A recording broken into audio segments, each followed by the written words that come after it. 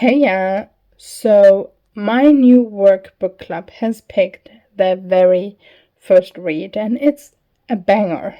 It was already on my TBR list as well. It is The Persians by Sanam Mahloudji, I think is how it's pronounced.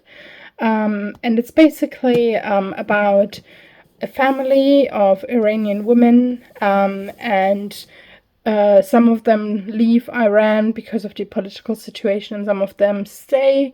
And it's basically about all of their lives and how, what continues happening to them. And yeah, it's only come out quite recently. They completely disregarded my advice to not go for something that was recently released, because it will be very hard to obtain. But hey, so yeah, I'm very excited. It was already on my TBR list anyway. So I'm gonna start reading this and give you an update about halfway through. I was quite happy because it's not that long, but then it's quite big, so I think it's longer than I think.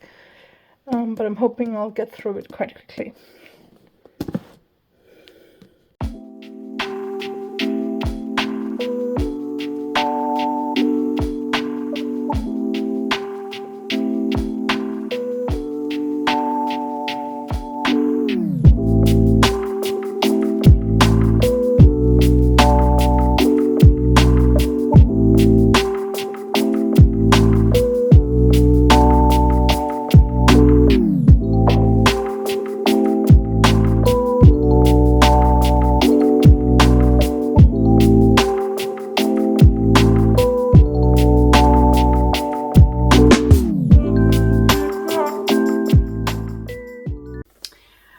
I'm about halfway through The Persians.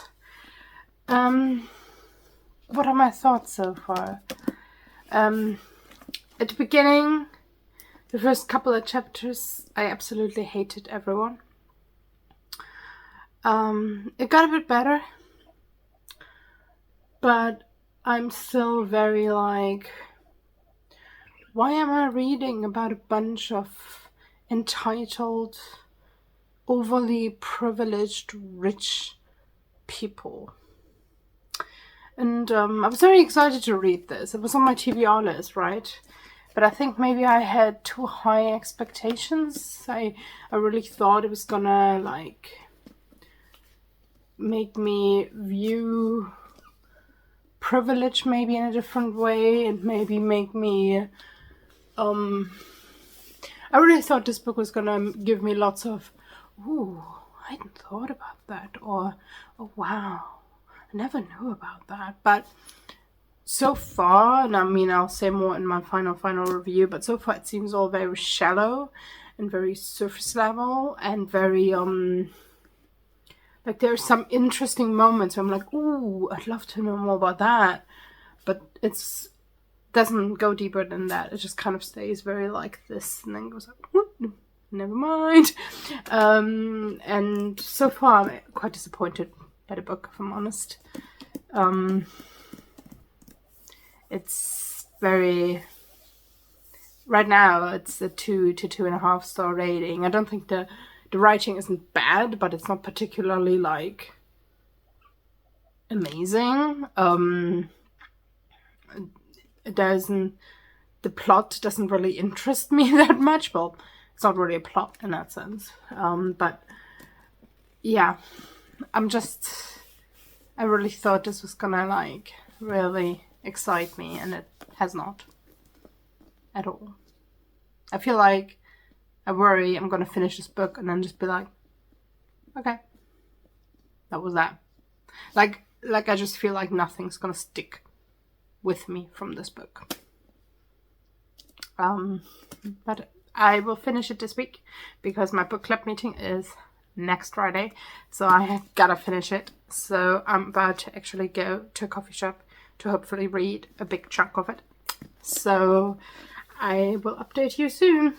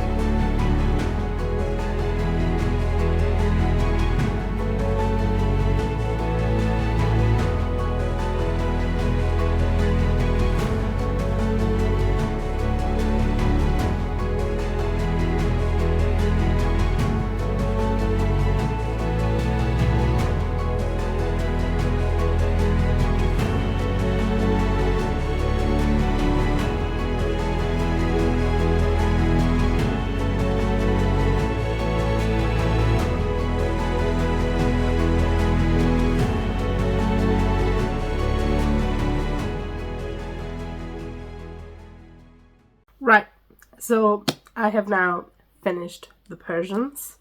I've obviously talked in my halfway through video about how I wasn't really into it, I wasn't really feeling it, and unfortunately that feeling did not go away. I would say it even just intensified a bit. I didn't not enjoy this book. I'm really sorry, but I didn't. I know a lot of people who do, but I also know now, because I tend to not look up reviews and things beforehand, but I also know now that there's a lot of people who feel like me, who didn't enjoy this, and this was obviously a book club book. And we did discuss it in the book club, and I thought I was gonna be like the only person who hated it, and it was gonna be like everybody else was gonna be like, oh my god, it was so amazing, it changed my world, and I was gonna be like the only person that did not like it.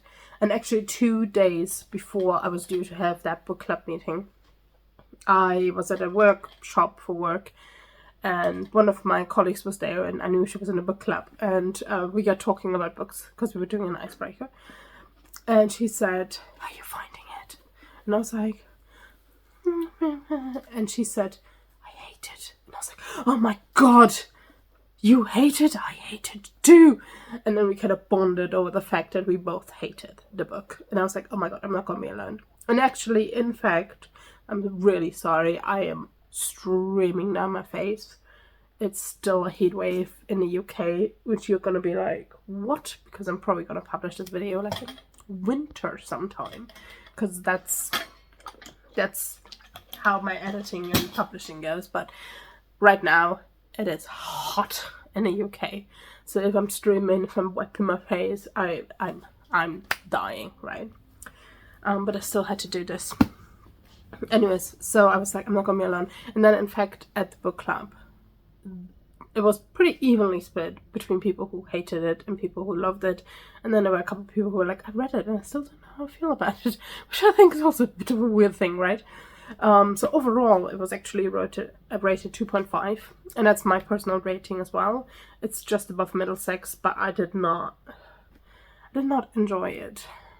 So just to summarize the plot again, it's about 5 women from Iran, three of whom live in the US now, who fled during the Islamic Revolution, 2 of whom still live in Iran. And it's sort of like talking a lot about like drugs and money and trauma and family, and a little bit about privilege, and obviously about what was going on in Iran at the time and still is. So the themes really should have, like, those are the kind of things I like reading about, but no, it, like, that was for me the most annoying thing. Like, it could have been, like, I saw the potential, do you know what I mean? I saw what it could have been, but it wasn't, and it really annoyed me. And interestingly, one of the people from book club, I did not have this observation, so I'm telling you her observation, but I was like, interesting. She said, because the book is essentially split, so you read about each of the 5 women, like, it basically keeps swapping perspectives, and you keep getting, like, parts of their life from these, like, individual chapters about themselves. And one person in my book club said that she felt this book was written like a lot of books are written now, which was to be made into a TV show. And a lot of us went, And a lot of people said, totally makes sense. Some people were like, I don't think I agree with that. But I just thought I'd leave that observation with you. So if you read, or if you've read it, or if you want to read it, do drop in the comments if you feel that maybe Sanam Mahloudji wrote this because she was hoping it would be made into a TV series. It certainly would make itself into quite a nice TV series, and I feel I might enjoy a TV series more. But I don't. I did not enjoy this book. Like, I think I said it before, but I started watching Succession at the same time as I was reading this book. And it was very much, I felt like I was reading about the people from Succession. And I was like, I watched that show because you were watching them tear each other apart, but I don't feel like I'm reading this book with the same purpose. I'm not anti an unlikable hero or protagonist at all. I read boy parts. I totally got it in boy parts, you know. In fact, I usually dislike the main character. But I could not get on board. And even people that I liked, I ended up disliking by the end of it. So, yeah, I did not enjoy it. There was a lot of talks about drugs and money, which I believe I actually have quote. All of them just seem to be really awful people and awful mothers, especially. Is there anything else? No, but let me find that quote and then I'll continue. I didn't find it. I think I was gonna have a quote, but then I decided, you know what, nah, it's not worth it. But basically there's a scene quite towards the beginning, I think in the first chapter, which made me immediately dislike them. But basically, a lot of them, I'm not going to say who, because I don't want to be spoiling things, but a lot of them just immediately just take drugs, you know, like, it's nothing. Of multiple generations, and I was like, okay. And also like, you know, they just love their money. And yeah, it's just quite wild to me. But yeah, this is just a little bit talking about how I felt about a book. Obviously, I didn't enjoy it very much, in case you couldn't tell by the thumbnail. So now I'm gonna go and talk more individually about each of the characters, which means I'm also gonna go into spoiler territory. So I'm gonna put a little spoiler notice. And if you don't want to hear about it, you can come back towards the end, although I tend to not say much at the end, so you can probably just leave now. But yeah, if you liked the book, you completely disagree with me, feel free to drop me a little comment, or if you, like, also hated the book and don't understand, or, yeah, I really welcome different perspectives, and sometimes it's quite nice when people say, yeah, but did you think about this? And then I'm like, oh, no, I didn't think about it like that. But, like, overall, I felt like it was going to teach me, or it was going to make me rethink privilege. It was going to make me rethink, maybe, like, you know, what's going on in Iran and stuff. And while it did, like, there were always, like, glimmers of something interesting, like, there were certain sentences where I was like, ooh, this is going into something interesting, like about motherhood or about privilege. But then it's just that was it. It wasn't like further explored, and I really hated it. And I think something else that I said when we had the book club was that it's first perspective, like you are in their brains, but it still felt like you were given a curated version of events, like you weren't given a true, like, there were very despicable people, so it wasn't like you weren't given the truly despicable things, but you were given them in a sense of like it just didn't feel real, it felt fake. And I actually had a thought about, like, if you liked this book, you probably like watching Keeping Up with the Kardashians. Like, that's kind of how it felt. Like a very curated drama, if that makes sense. Like, it didn't feel real. Like, for example, I recently shot my video about I'm Glad My Mom Is Dead. I think that's the title.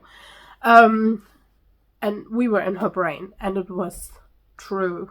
And it was ugly, and it was beautiful, and it was real. It felt really real. It was a 5-star read from me, right? And this book just kept feeling like they were pretending to be for the cameras, if that makes sense. I don't know. It just didn't feel true to me, and the bits of like, ooh, this is touching on something interesting, but then it didn't go any further, and it just kind of frustrated me, because I could see how the book could be like so much better, but then it wasn't. So yeah, anyways, let me start talking more individually about the daughters. So there was the first daughter I'm going to talk about is Shireen, because I feel like you could almost argue she's like the main character, because she's very prominent. She's a very vibrant, very exuberant woman. She lives in Texas in the US after fleeing the Iran.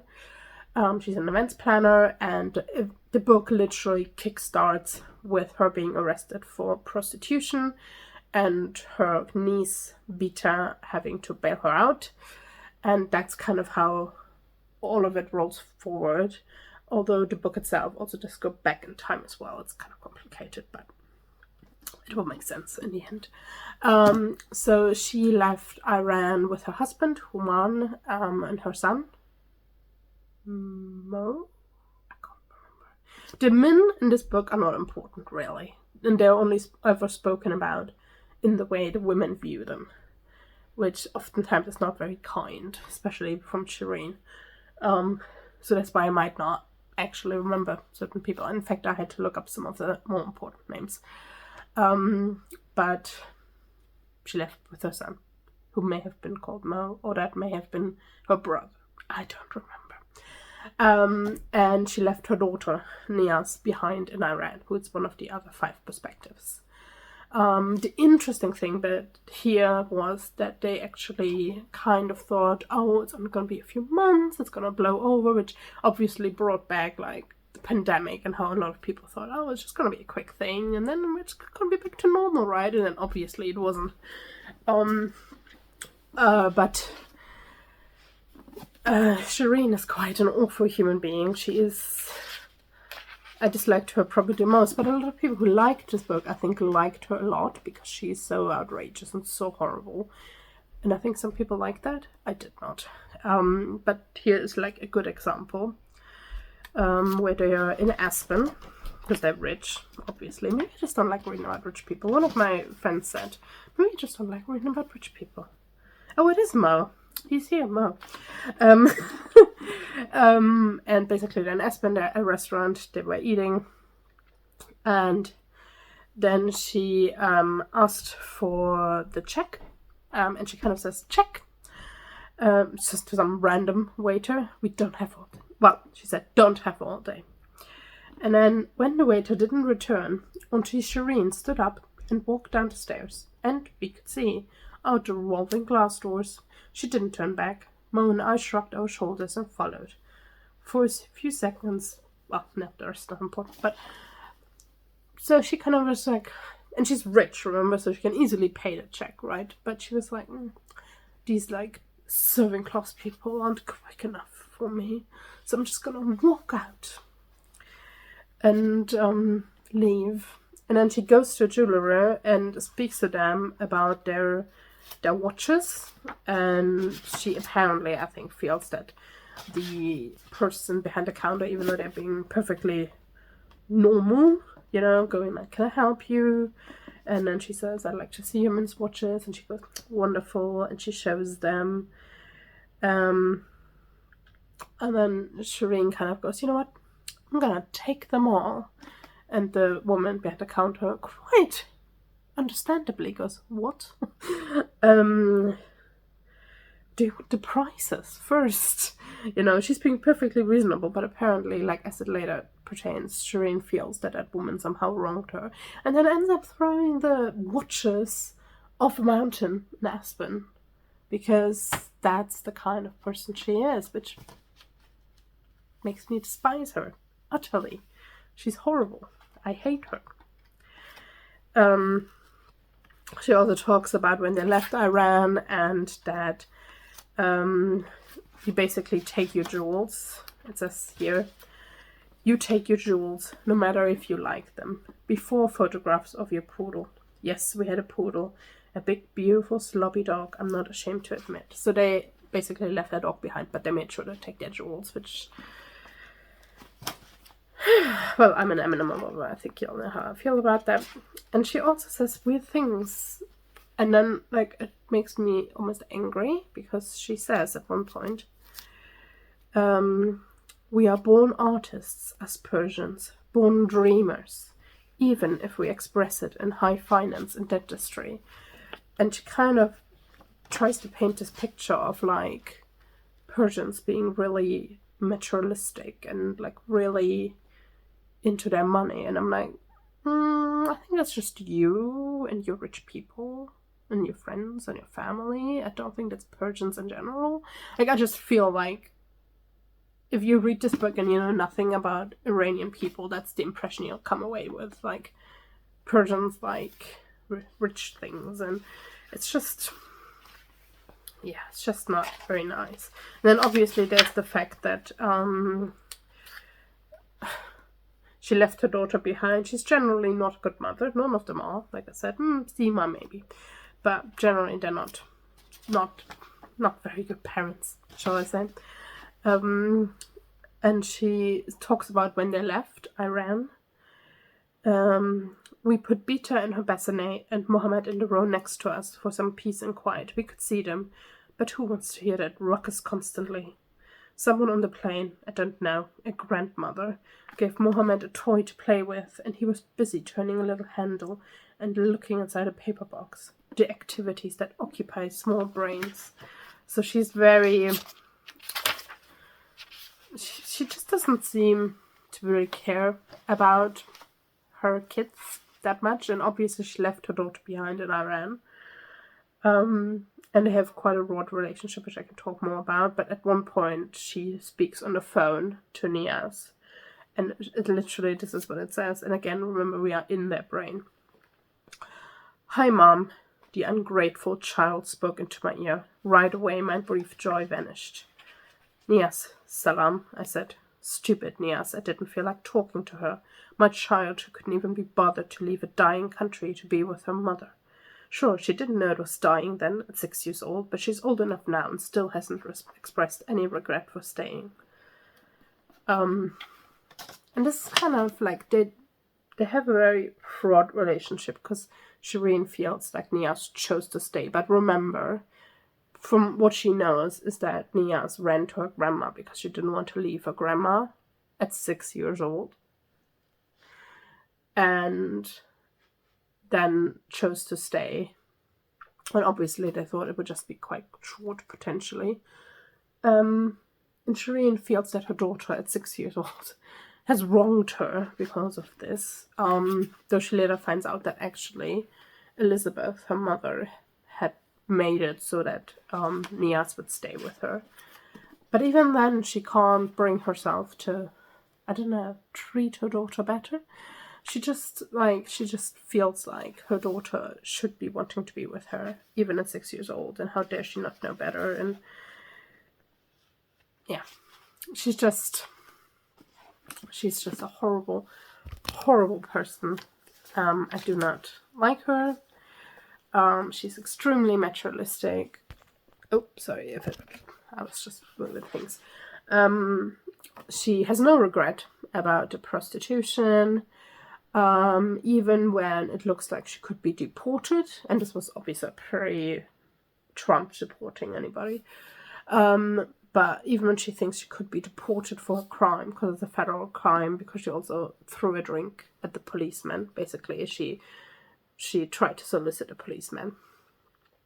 She doesn't take it seriously. She hires Patty, who's a friend of Beta's, who is basically a law student.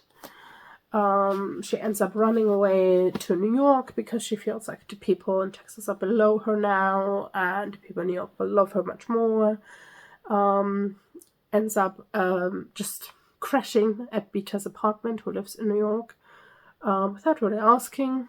Completely redecorating Beta's apartment without asking. Constantly passing judgment about Beta's life without asking if it's wanted. Can you tell I don't like her? She ends up crashing a funeral of Ali Lufti, which Ali Lufti, I'm going to talk about him more later on, but essentially him and Shireen's mother, Elizabeth, were lovers at one point. And when she finds out that Ali Lufti lives in New York and his wife has passed away, she decides to crash their funeral, because why wouldn't you? To just get gossip from him, essentially, and to find out more about her mother's affair. Because that's the kind of woman she is. And then the most annoying thing for me about her is, though, like I said, it starts with her being arrested, and then it ends kind of with her in the courtroom and having to plead her case and blah, blah, blah, blah, blah. She's still being outrageous by the end. She openly then admits to, like, I think drug-related stuff while testifying and things like that. And then we don't really know what happens. We don't know if she ends up being done for it or not. And I'm like, you kind of, like, why wouldn't you finish it? Like, that's how you started your novel, so you should finish it with what happens to Shireen. But we don't know.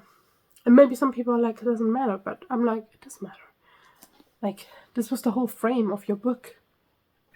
Anyways. The next perspective I'm going to talk about is Seema. So Seema is dead. Yes, sorry, she's dead.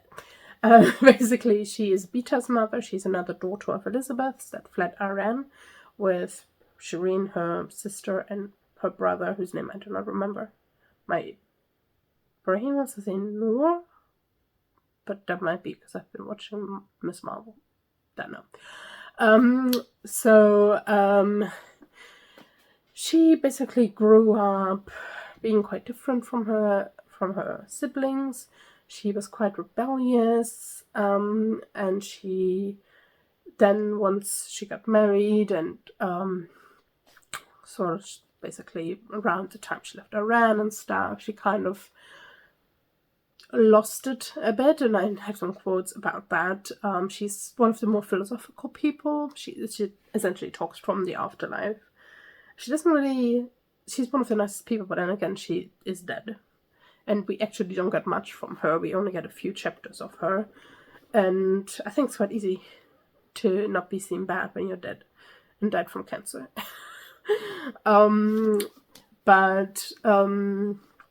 Yeah, basically, she's one of the more philosophical ones, which is interesting because her daughter, Beta, is also one of the more philosophical ones. And I'm gonna find some of the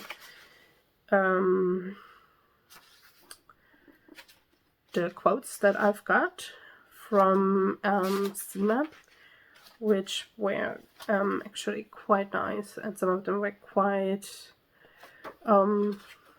prudent, especially the one where she talks about like losing the will to fight anymore. Where is it? It's here. Sorry, I'm ill too, so it's hot and I'm ill. Okay.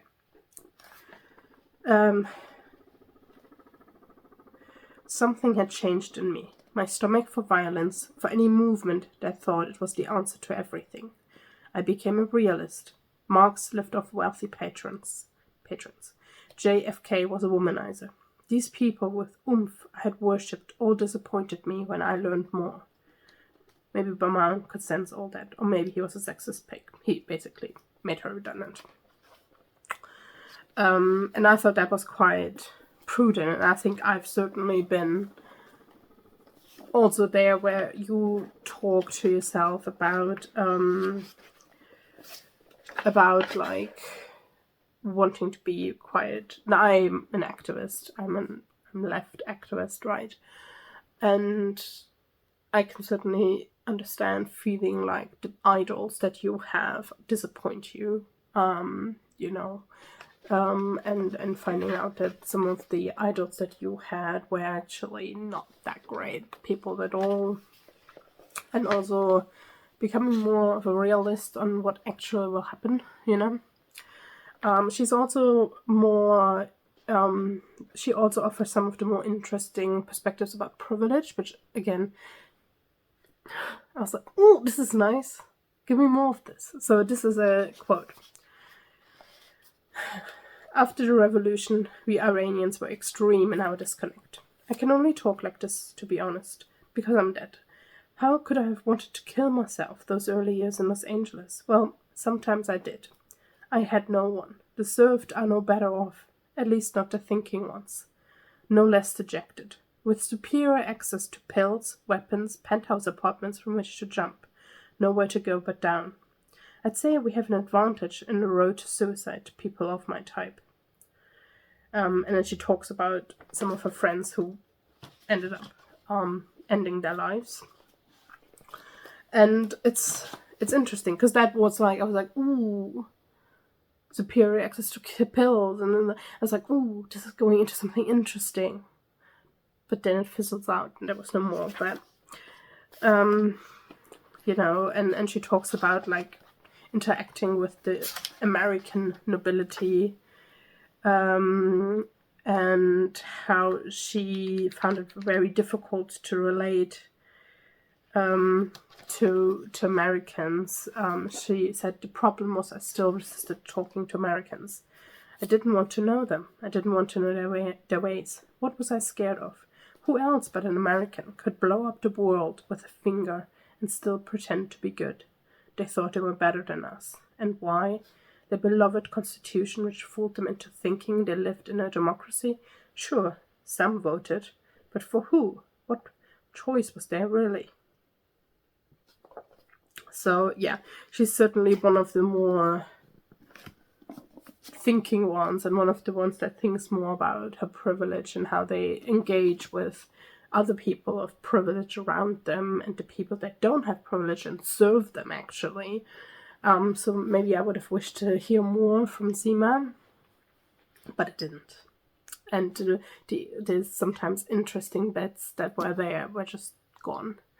The other interesting thing is that Seema was very close to her Nunu growing up, to her grandma, her father's mother, which her father was Said, which was Elizabeth's husband. And her Nunu actually ends up killing herself in quite a horrible way, and Seema finds her body, and then talks about the grief she felt and the anger she felt towards her Nunu as well. And then also finding out from her father that the great warrior, which I haven't talked about that yet, but basically the Valiants, which is the Iranian family, are all descended from what is said to be this great warrior who, like, was very important in establishing Iran as it was before the Islamic Revolution. Completely fictional character, by the way, but probably leaned on some true characters. And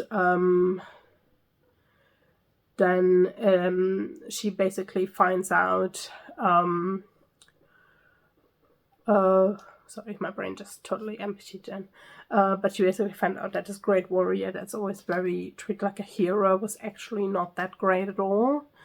And that he basically killed a lot of people in her father's village, and her father kind of married Elizabeth, who he knew was a descendant of the great warrior, almost for revenge. It's never really explored, like he knew who she was, and her Nunu who knew who she was, but like it's indicated it might have been for vengeance, but then maybe not, because it's not like he treated her bad. Like, it's just a bit of a strange one, and it doesn't really get resolved. But that's essentially the getting together of it, if that makes sense. And that's Seema's story. Shall I say? Like I said, we don't get much from her. And then I will go to the next story. The next story I'm going to talk about, or perspective, is Elizabeth. Elizabeth is the grandmother, essentially, the matriarch of the Valiant clan. And her story was actually probably the most interesting to me. It was a story that I read after I read the first initial chapters and was like, oh my god, I hate everybody. Why would I continue reading this book? And then I read the first part of her story, and I was like, ooh, maybe there is more here. Because essentially Elizabeth, she grew up, she has a very big nose, and she was very much bullied by her sisters, aunties, and even her mother for her appearance in quite horrible ways. She then kind of grew quite resentful of them. She started, she's an artist, so she started drawing them she started drawing them looking very ugly. And it's interesting because she has a bit of introspection on herself in the book, where she says, "See, it is foolish to think that the uglier one is, the less concerned with appearance. Sometimes the uglier people are the shallowest, the weakest ones, the most brutal." So she essentially, she paid a lot of attention to the looks of other people and drawing them in ugly ways. The only person that she would never draw ugly was a boy called Ali Lufti. I mentioned him earlier. Ali Lufti was the son of the chauffeur, so one of the servants of the Valiant family. And she kind of fell in love with him. Well, not kind of, she fell in love with him. And they end up having a short relationship, which her father lets happen because he believes that she will grow out of it and she will learn to basically not want to be with him because he's not good enough for her, and blah, blah, blah, blah, blah.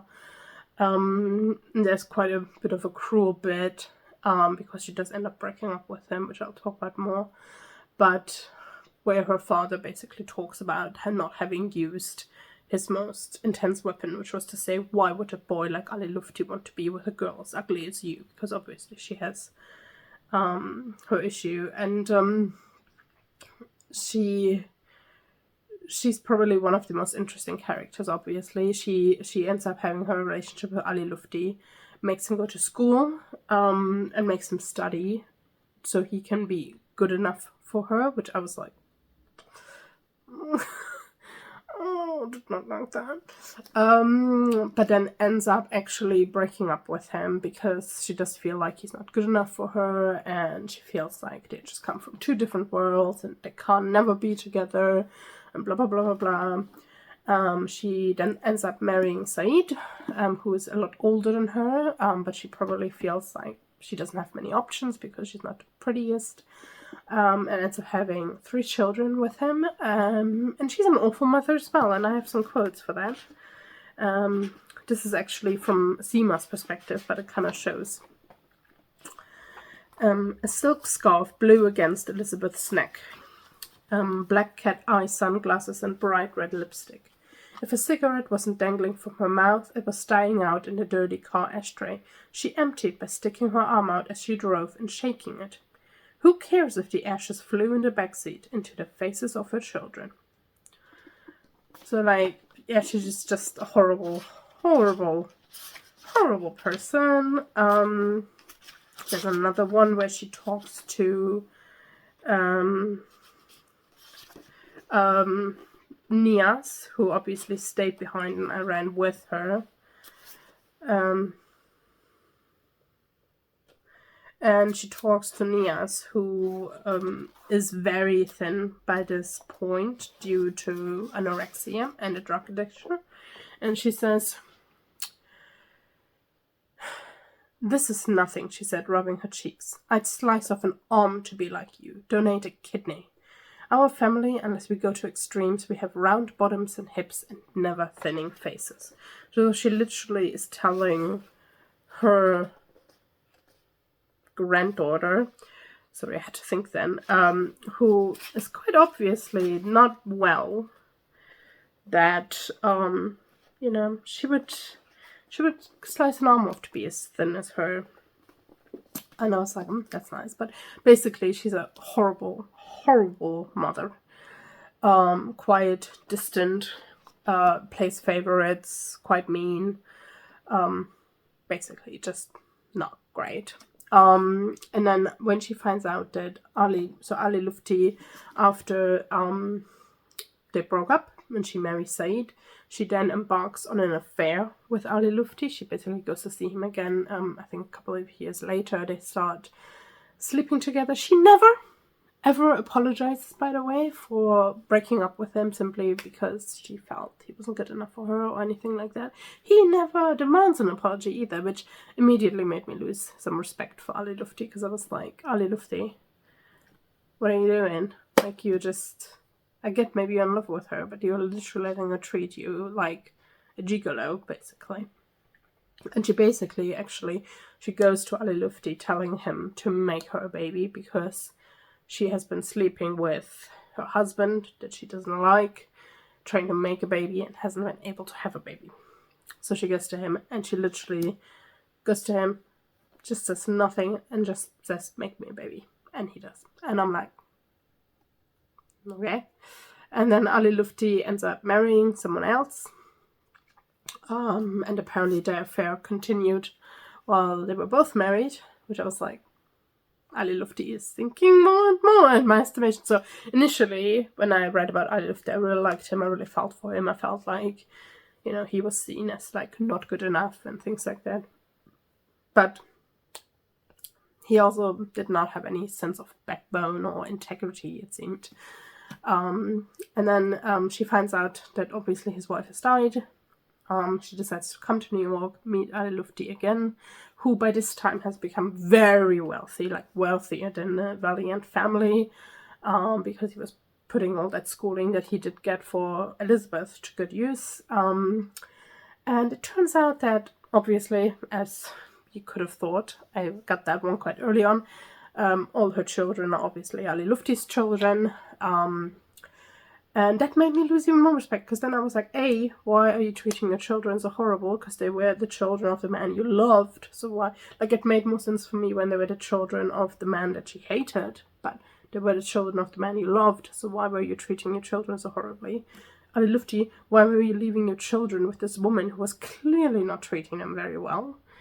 Why were you... Like, nobody talks about Ali Lufti's wife, who was the biggest victim in this. Never knew, and who died not knowing, thinking that her husband probably loved her, and he is very blasé about her passing as well. He's just like, oh well, let's go eat some ice cream. And then actually when they meet, they sleep together, and I was actually quite pro that, because you don't ever read about old people sex, and they were obviously both in the 70s, 80s, I believe, at this point. So I was like, oh, this is interesting. I do like this. But we don't actually know what happens with them after. Like, Elizabeth goes, she sleeps with him, and then, like, we don't really know what happens after that. That's the theme of the book, I would say. And then that's Elizabeth. Now let's speak about Niaz. Niaz is a daughter obviously left behind in Iran. She grew up in Iran under the new rules, under the Islamic Republic laws. Through her, you understand the most about the changes that happened under the Islamic Republic, and how things became much more difficult for her as a young girl. You also get, obviously, her feelings of abandonment, although, again, they are not explored enough. But there is a quote that I have about this, if I find it. Bear with me. It's, again, her speaking on the phone to Shireen, who she calls Shireen, not mother. I said, I'm happy here, I'm not leaving. My mother was silent, and then, okay, Niaz, June, as if I hadn't said anything important. Then she disappeared. Sometimes June could mean its very opposite. Oh, and it actually starts, I should have started the quote earlier, it starts, Mother called and said they saw on TV that bombs were dropping, but still she didn't offer to take me away. America's confusing. The jokes are different. We're learning, the three of them said. Like how? Oh, we don't know. Nobody fights for a check. They sit on their beds in their outside clothes. Things like that. Be patient, Nias, they said. I said, I'm happy here. I'm not leaving. My mother was silent and then, okay, Nias, June. As if I hadn't said anything important. Then she disappeared. Sometimes June could mean its very opposite. I turned 9 and was furious all the time. Did I want to stay or go? There were choices I didn't know how to make, but there was a sense of pride, a superiority here, that I was here while they were playing Mickey Mouse dolls and eating Hershey's candy bars.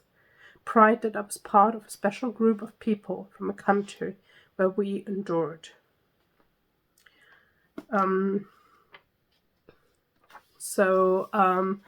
There's clearly some idea you get of her abandonment, but again, I don't feel it's really explored enough. She certainly grows up quite angry. She wants to be a rebel. She also has some very interesting thoughts and feelings. Like she at one point talks about book burnings, and then she says, I imagined the power of matches, these thin slips of wood, and the power given these boys.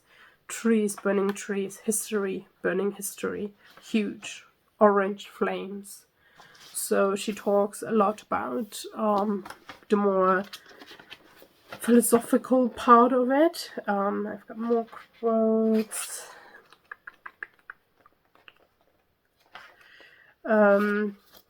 She talks about like having posters on her bedroom wall depicting Mohammed Mossadegh taking meetings with serious figures from his makeshift metal cot. If I sit silently, I have sinned, he had famously proclaimed. I was encouraged by this neurotic champion of the people, already dead nearly 30 years. So I think that quote is quite poignant, especially for me nowadays with what is happening in the world. To say, if I sit silently, I have sinned, and that's certainly how I feel. Like if I just sit here and just watch it happen, I'm not better than any of the other people.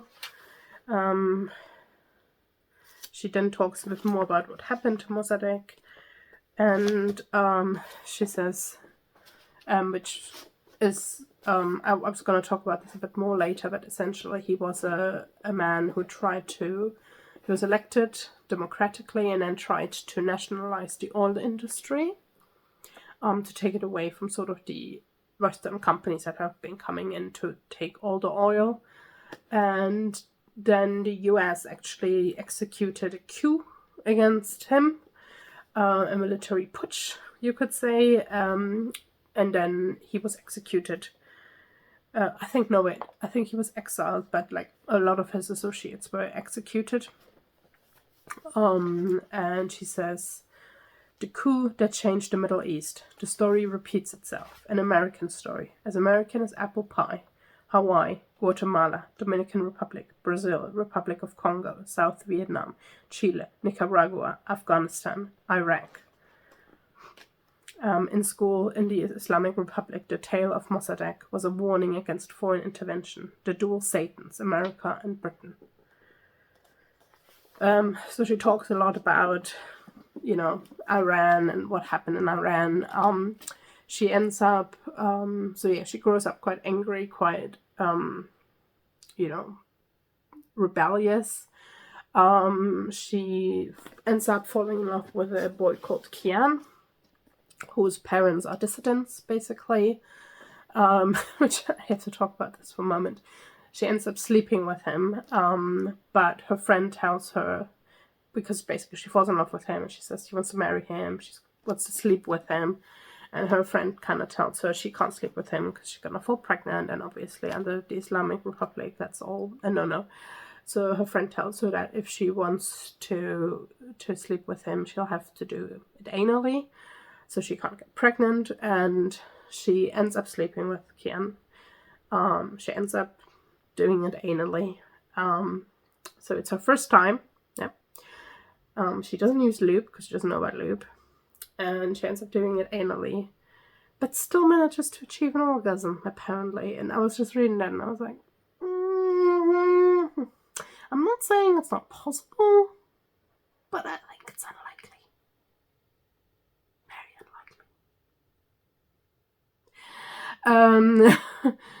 unlikely. Anyways, she keeps sleeping with him, but he eventually leaves for the US because it's not safe for his parents. She starts going to uni, and taking drugs, and then becoming anorexic. So she becomes kind of a bit of a mess. She takes drugs, becomes anorexic. She starts throwing these lavish parties for basically rich people who don't agree with the Islamic Republic. And she also starts trying to give back to underprivileged communities in Iran. Although that's not really properly explored, it very much feels like she's like, oh, let me go to these communities, let me speak to them for an afternoon, and then I'm going to start fundraising for them. But she ends up being thrown in prison for that at one point, but gets out because she's quite privileged, and then stops doing it. That's sort of her story. She ends up then going to New York with Elizabeth when Elizabeth goes to see Ali Lufti, meets her mother, which those were quite interesting, her meeting her mother and them interacting. She also tries to go see Kian, and we don't really get anything of her trying to see Kian, even though obviously we get chapters of her in her head, but we again don't really get to know how she feels about that. We know she doesn't really see him because she decides not to, but I don't know. And we don't really know how her story continues. Like, obviously we wouldn't know how her story ends because it's not ending, but like there's just kind of just that's the whole ending of the book. So yeah.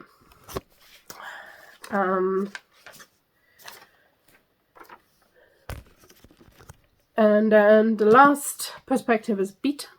Beta is Sima's daughter. She's going to law school. She's probably the one that's most aware of her privilege, but she still really enjoys her privilege. So she enjoys going to Aspen. She enjoys taking the drugs and having the privilege. And I feel like that could have been explored, and it could have been like, ooh, she knows she shouldn't, be happy about the privilege, but she likes the privilege. Like, what's going on there? And I was like, I want to know more, but like, there's nothing.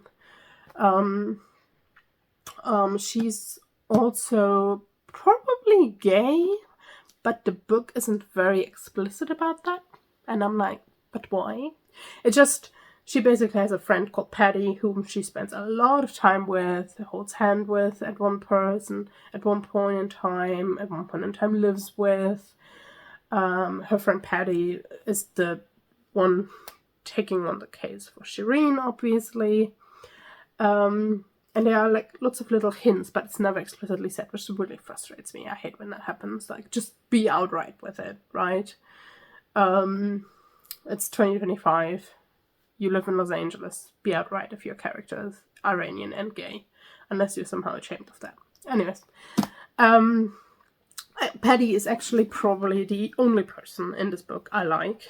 I just want to give you a quote to hopefully show you why I like her. Basically, Shireen's obviously outrageous, and Beta is quite worried about Patty and Shireen getting on and stuff. And she goes, just ignore her, I said to Patty, which is Beta. I can handle it. Don't be rude, Beta. I'm right here. That's Shireen. And then Patty said, straight-faced, so what was your line of work before getting into the prostitution business? She's just quite funny, quite witty. I liked her. Patty I liked. The only person I liked in this book. I actually have a quote about the fact, the monies and stuff. sometimes beta can be quite philosophical as well. I feel like the books sometimes try to add on these like philosophical thoughts, maybe to make it more legitimate as a book, I don't know, or make it win the Women's Prize for Literature, I don't know. But she talks about money and how like her brother is a money financial dude guy. These were the spaces most parents worshipped for their clear superiority in the world of modern money making. As in, what's cleaner than making money out of money? What's the least bloody, when you can't even tell me what a company does? Or is that the bloodiest? So, yeah, it's quite interesting. She's very aware of her privilege, of her family's privilege. She actually ends up giving all her money away, except for a couple of grand, which I get. It's a nice sentiment, but first of all, it's very stupid. You know, you could give all your money away except for maybe a few dozen grand, so that you are, you know, set up, because she's never paid rent, for example. Anyways. And also, like, her giving away her money does feel like it's very selfish and very performative as well. But again, that's not explored. It just doesn't feel very nice or very, it just feels selfish. It just doesn't feel good. So yeah, overall, those are the 5 people we learn about. Didn't like any of them. I thought they were all horrible people. Didn't like this book. Didn't think it was that gripping, that well written. I found myself repeatedly wondering, why am I reading this book when I could be reading a better book? But I'm glad I read it, I guess. And again, it's just a shame, because I felt it had some really good parts of something good and proper, but it just didn't go deep enough for me. And it did teach me certain things about Iran, though, and I did do some of my own research as well about Iran and what was happening, because actually, and that might be, I have to put my hands up and say I've not cared enough to research about it, but it certainly explains more about why Iran today is the way it is and is so anti-Western, anti-US, because of this putsch that I mentioned earlier, where literally the US, and let's face it, the US and the UK like doing that sort of stuff, where they're literally instrumental in bringing about the fall of a democratically elected government, because it's not in their best interest, because it doesn't help them get their own Western interests. And then they like just kind of doing their own thing and essentially doing things for their own profit. And I didn't know that much about it, but it certainly does explain how the Islamic Republic could rise up, and how this anti-Western sentiment could rise up, and all of that. And reading more about the rise of the Islamic Republic was very interesting, especially reading about how women were quite instrumental in it, when obviously now under Islamic Republic rule, women are very disadvantaged, and how fighting against basically the installed government by the UK and the US, there were a lot of left-leaning people, a lot of revolutionaries, and they were all fighting alongside the more extreme Islamic elements, and then basically the more extreme Islamic elements just ended up ditching them and then imprisoning them and threatening them and discarding them once they had achieved their goals, so to say. It's certainly a very upsetting part of history, and it's very, very upsetting to see how the UK and the US actually created this environment where this could happen and this flourish. And I would say that they certainly, maybe not are fully responsible, but they are very largely responsible for what's going on in Iran at the moment. Yeah, it's horrible, and obviously we now have more stuff happening with Iran and the US and the UK. And I think the only people who are really, really suffering are the Iranian people. and that's very upsetting.